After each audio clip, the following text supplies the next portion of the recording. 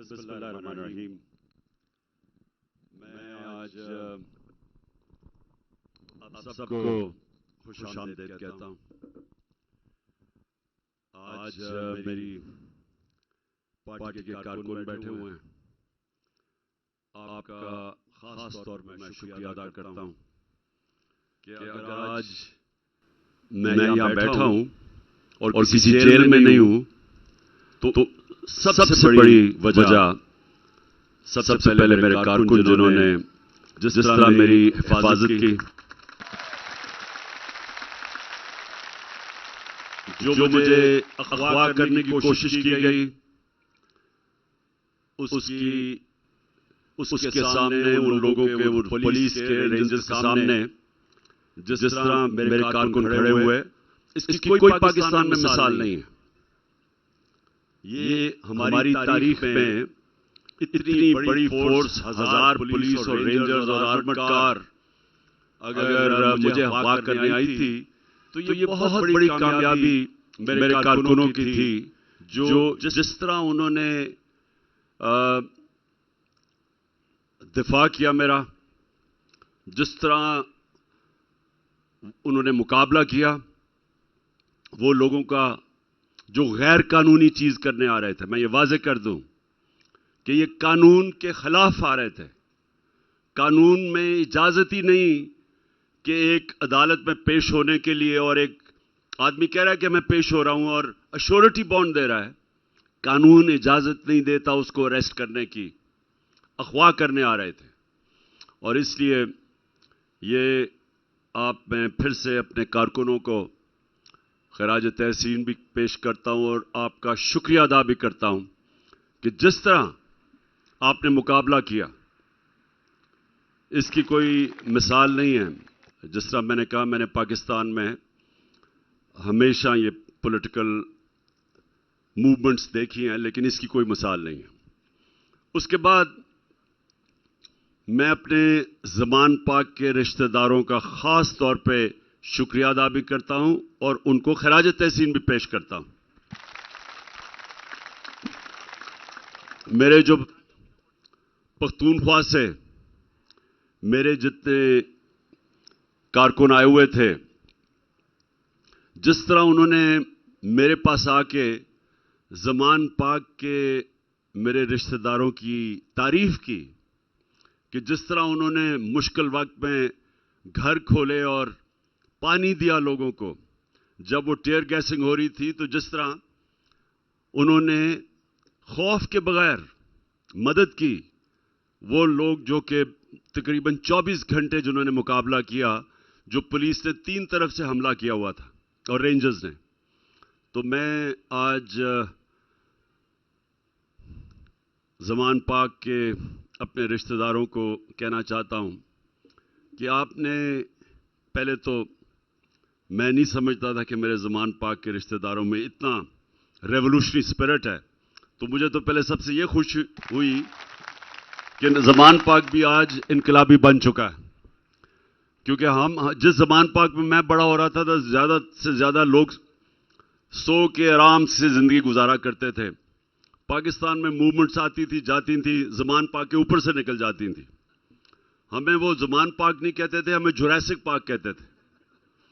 کہ پرانے زمانے کی وہ سوچ میں پڑے ہوئے تھے۔ تو یہ جو آج جس طرح کی زمان پاک نے مل کے ریزسٹنس کی، اور ایک ڈیفائننگ مومنٹس ہیں پاکستان میں۔ میں صرف آپ کو یہ بتا دوں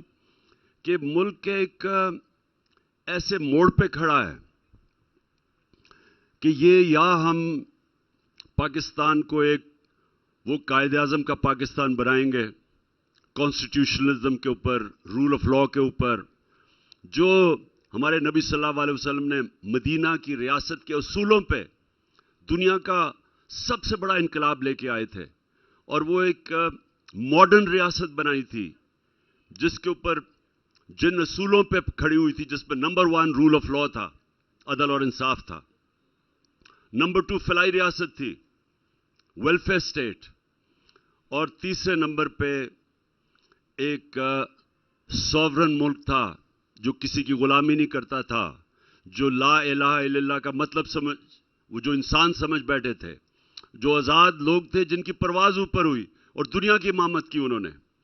تو یہ ملک ان اصولوں پہ کھڑا ہونا تھا۔ آج سے 75 سال پہلے جو پاکستان بنا تھا، ہماری مشن سٹیٹمنٹ تھی فاؤنڈنگ فادرز کی کہ پاکستان نے ایک اسلامی فلاحی ریاست بننا تھا۔ سب کچھ بنا سوائے اسلامی فلاحی ریاست بننے کے، بلکہ ایک چھوٹے سے طبقے نے ملک کی ریسورسز کے اوپر قبضہ کر لیا، قانون کے اپنے آپ کو اوپر رکھ دیا۔ لوگوں کے لیے انصاف نہیں، لوگ بچارے تھانہ کچہری میں ٹھوکریں کھاتے پھرتے ہیں، اور یہ چھوٹا سا طبقہ قانون کے اوپر چلا گیا، ہر قسم کا قانون توڑے، لیکن ہمارا نظام ان کو نہیں پکڑ سکتا تھا۔ ابو لا اپنے آپ کو سمجھتے تھے، جس میں ایسے ایسے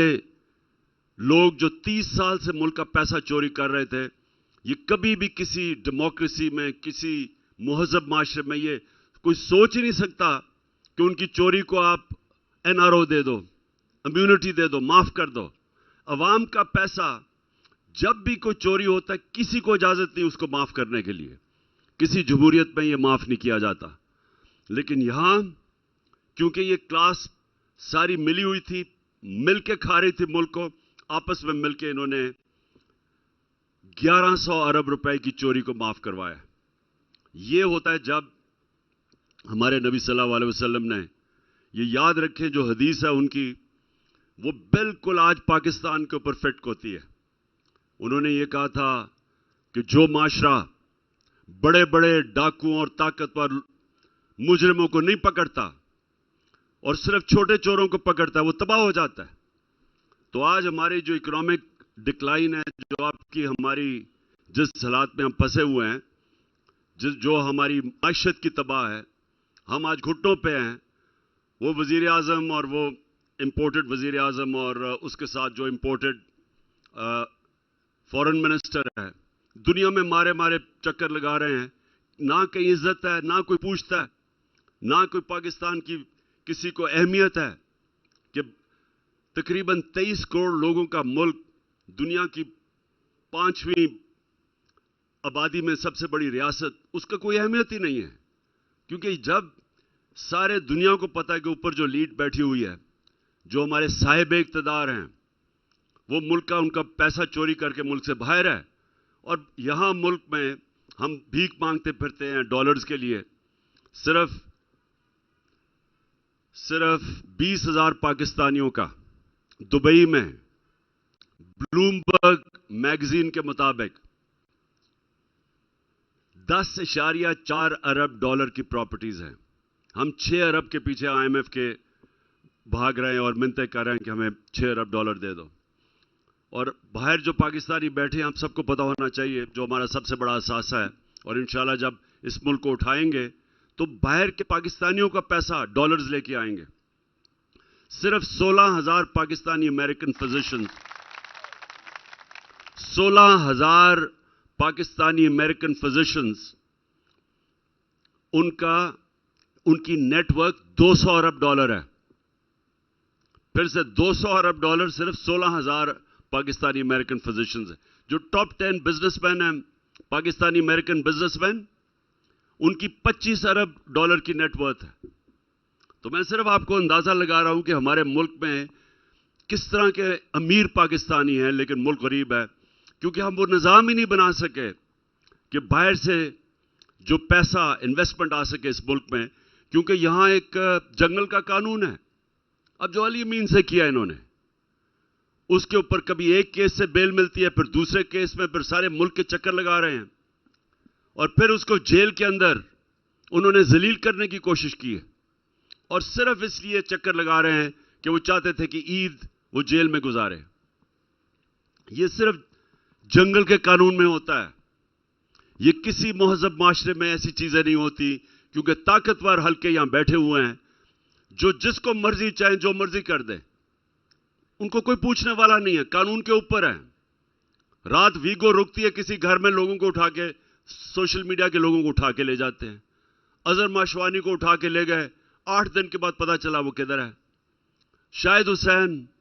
جو میرے یہاں ہمارا سرویلنس کی برطانیہ سے برٹش نیشنل پاکستان آیا مدد کرنے کے لیے، اس کو اٹھا کے لے گئے، میرے خنسامے کو اٹھا کے لے گئے، جو وہ کام کرتا تھا میرے بنی گالا کے گھر میں، اس کو اٹھا کے لے گئے، میرا جو سیکیورٹی ایکسپرٹ ہے جس سے ہمارا سارا سیکیورٹی کرتا ہے، افتخار گمن، وہ ابھی تک اس کو اٹھایا ہوا ہے۔ تو یہ کسی بھی مہذب معاشرے میں یہ چیزیں نہیں ہوتی، یہ بنانا ریپبلکس میں ہوتی ہیں۔ اور جس ملک میں یہ ہو رہا ہو، کیسے باہر سے پیسہ اس ملک میں آ سکتا ہے؟ سوچیں کہ اگر سپریم کورٹ کا فیصلہ گورنمنٹ نہیں مانتی تو کون سا انویسٹر آئے گا پاکستان میں پیسے لگانے کے لیے؟ کیونکہ انویسٹر کے لیے سب سے امپورٹنٹ چیز یہ ہوتی ہے کہ جو انصاف کا نظام ہے اس کے اوپر اعتماد ہو، کیونکہ اگر وہ اپنا سرمایہ لگا رہا ہے اور اس کو اگر کوئی ڈسپیوٹ ہوتی ہے اور اس کو یہی اعتماد نہیں ہے کہ میرے پیسے، میری انویسٹمنٹ کو ایک ملک کا انصاف کا نظام پروٹیکٹ کرے گا، وہ کیوں پیسے لگائے گا؟ وہ جا کے دبئی لگا دے گا، وہ ملیشیا لے جائے گا پیسہ، وہ کیوں پاکستان میں لے کے آئے گا؟ تو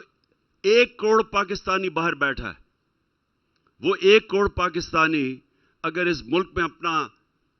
5% بھی آ کے پیسہ انویسٹ کر دے، ہمیں کسی کے سامنے ہاتھ پھیلانے کی ضرورت نہیں پڑے گی۔ لیکن وہ اس لیے نہیں کرتے کہ یہاں جنگل کا قانون ہے، جنگل کا قانون ہے یہاں، وہ جنگل کے قانون میں کوئی پیسہ نہیں لے کے آتا۔ جو بنانا ریپبلک جس کو کہتے ہیں، بنانا ریپبلک کا مطلب ہوتا ہے وہاں قانون نہیں ہوتا، وہاں قانون کی حکمرانی نہیں ہوتی، طاقت کی حکمرانی ہوتی ہے۔ تو بنانا ریپبلک میں سے پیسہ باہر جاتا ہے، پیسہ آتا نہیں ہے، انویسٹمنٹ نہیں آتی، اس ملک کا پیسہ چوری ہو کے باہر چلا جاتا ہے۔ جو ہمارا ملک سے پیسہ سارے لنڈن میں بڑے بڑے پراپرٹیز، کہ پاکستان تو چھوڑو، لنڈن میں میری کوئی پراپرٹی نہیں ہے، پتہ چلا اربوں روپے کی پراپرٹیز ہیں، سب کے پراپرٹیز باہر ہیں۔ تو میں آج آپ کے ساتھ بیٹھا ہوں، آپ کے ساتھ انجوائے کروں گا، کیونکہ ہم نے بڑا مشکل وقت گزارا ہے اور ابھی بھی ہمارا امتحان ہے یہاں زمان پاک میں، کیونکہ جو یہ لوگ ہیں اتنے خوف زدہ ہیں کہ الیکشن ہو گیا تو تحریک انصاف پھر پاور میں آ جائے گی اور عمران خان پھر واپس آ جائے گا، اور اس کے ڈر کی وجہ سے وہ الیکشن سے ہی بھاگ رہے ہیں۔ وہ جس طرح ہم زمان پاک میں جب چھوٹے کرکٹ کھیلتے تھے تو کئی ٹیمیں ہوتی تھی، روندو ٹیمیں، وہ جب ہارنے لگتے تھے وہ وکٹیں اٹھا کے لے جاتے تھے۔ یہ وہ ابھی وکٹیں اٹھا کے بھاگ رہے ہیں سارے، ہم ان کو واپس بلا رہے ہیں میچ کھلانے کے لیے۔ تو انشاءاللہ،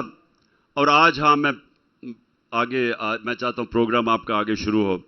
تو آج ہم سارے chief justice Pakistan supreme court, ہم سب اس کو سلام کرتے ہیں جس طرح وہ آئین کے ساتھ کھڑا ہوا ہے۔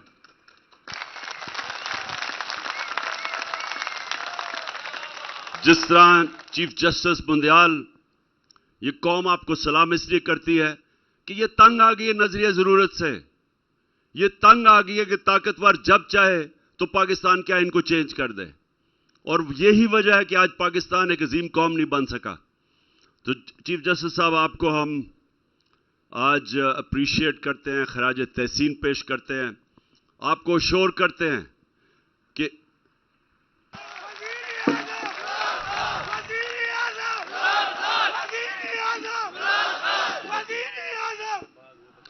آپ آئین کے ساتھ کھڑے رہیں، آپ سپریم کورٹ کو اتنا اوپر لے کے جا رہے ہیں کہ میں یہ صرف میری حسرت ہے کہ اللہ، یہ پہلے ہمارے سپریم کورٹ جب جسٹس منیر نے گھٹنے ٹیکے تھے طاقتور کے سامنے، کاش کہ وہ نہ ٹیکتے، اس میں بھی آپ کی طرح جسٹس بندیال، آپ کی طرح کا عزم ہوتا، آپ کی طرح کا ڈٹرمنیشن ہوتا، آپ کی طرح کا جرأت ہوتی، تو آج پاکستان کے یہ حالات نہ ہوتے۔ تو انشاءاللہ ہم ساری قوم آپ کے ساتھ کھڑی ہے، اور میں اپنی سارے کارکنوں کو آج کہنا چاہ رہا ہوں کہ یہ جس طرح ہمارے لوگوں کو پکڑ رہے، اور مجھے خاص طور پہ آج غصہ ہے جو علی امین کو جنہوں نے اس طرح ذلیل کرنے کی کوشش کی ہے، ساری میری پارٹی تیار ہو جائے، ایک ہم آخری، اب وہ کہتے ہیں نا مدر آف مارچز، اب وہ ہم نے تحریک چلانی ہے جو پاکستان کی تاریخ میں سب سے بڑی تحریک ہوگی. ایک عوام کا انشاءاللہ سمندر اب نکلے گا. یہ اگر سمجھ رہے ہیں کہ ہم چپ کر کے دیکھتے رہیں گے، یہ آئین کی بھی دھجیاں اڑا دیں، یہ ہمارے لوگوں کے فنڈامنٹل رائٹس جو ہمارے بنیادی حقوق ہیں ان کو اس طرح پامال کرتے رہیں اور ہم چپ کر کے دیکھیں گے، ہم انشاءاللہ ایک ایسی تحریک کی اب تیاری کر رہے ہیں. اور سب کو میں کہہ رہا ہوں تیاری شروع کریں. ہم عید کے بعد ہم دیکھ رہے ہیں اگر یہ اسی طرح چلتے رہے اور ان کا خیال ہے کہ یہ الیکشن سے بھاگیں گے اور ان کو آئین کی بھی پرواہ نہیں ہوگی، تو انشاءاللہ عمران خان اور اب میری ساری ٹیم پھر پاکستان کی سڑکوں کے اوپر ہوگی. اب میں منتظر ہوں آپ اپنی عید ملن کو انجوائے کرنے کے لیے آپ کے ساتھ. یہ لو فیصل.